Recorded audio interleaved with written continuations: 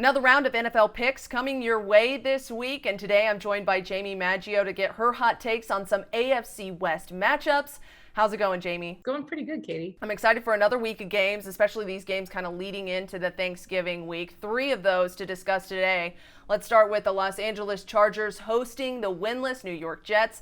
And that's a pretty long flight for that team. I mean, they're coming all the way from New York to LA. So is there any chance that the Jets get their first win of the season against the Chargers? Katie, I'm going to have to give you a big goose egg on that. There is no chance that the Jets get a win against the Chargers this week. And I'll tell you why. The Chargers record is pretty abysmal. Okay. They're 2-7, but of those 7 losses, 6 have been by 7 points or fewer. And actually the greatest margin was last week, which was 8 points. And that was against the Miami Dolphins.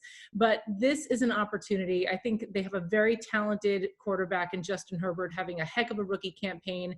They've seen a lot of positive stuff from him. And this is an opportunity, I think, for the Chargers to go out there and have kind of a bully performance and get back on track. They are the 4th ranked offense in the NFL. Justin Herbert, like I said, one heck of a rookie year.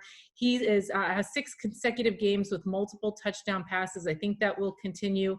I get it. The Jets are coming off a bye. They're rested, but they're making that long trip, like you said, cross country. And I just don't think there's a chance that they would win this. I'd put all of my money this week on the Chargers. Certainly an unexpected superstar in the Chargers quarterback. Coming up next, the Dolphins meeting the Broncos in Denver. And at the time of this recording, Drew Lock is questionable for this game. So how do you think this one's going to shake out? I don't think it matters if he's questionable or not. I think the Miami Dolphins have just been absolutely on fire lately. They've won 5 straight. They boast a defense that can really do damage to teams. And that's a perfect matchup for their defense to go against this Broncos offense, which leads the league in picks and giveaways. And I'll tell you why that's important, because last year they were one of the best teams at protecting the ball. They've actually regressed. This year they are one of the worst teams at protecting the ball. And I think you can attribute that directly to the fact that they have used 3 different quarterbacks in the last 9 games.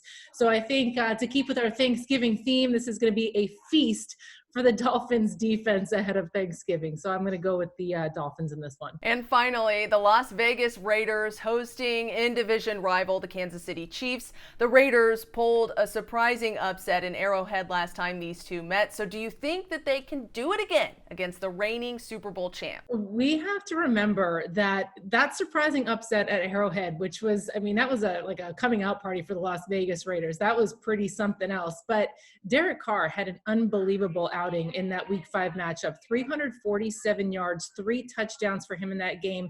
And remember, one of the weaknesses for the Chiefs is protecting against the run. And you've got Josh Jacobs and Devontae Booker, the 2 running backs for the Raiders, who are coming off big performances last week. What makes this matchup even more intriguing, though, is that practically the entire Raiders starting defense right now is on the COVID-19 list. So they are on that list because of a high risk exposure. If they continue to test negative throughout the week, then they will be able to, they'll be eligible to play on Sunday. And this is the big Sunday night matchup. So you know those guys are going to want to play. I would say if the defense is fully intact, we're going to see a really close game. If not, I would have to go easily to the Chiefs. If everyone's playing, if everyone's at full strength, I'm going to say it's close. And I'd give it to the Chiefs. Give it to the Chiefs. They win one, they lose one this year. And it's really been such a coin flip year, of course, with all those COVID-19 cases that we've seen in the league, and then players, of course, having to quarantine to avoid any exposure. Hey, thank you so much for spending some time with me today, Jamie. We'll see if your predictions for the AFC West come to fruition this Sunday. I'm Katie Johnston for CBS Local Sports.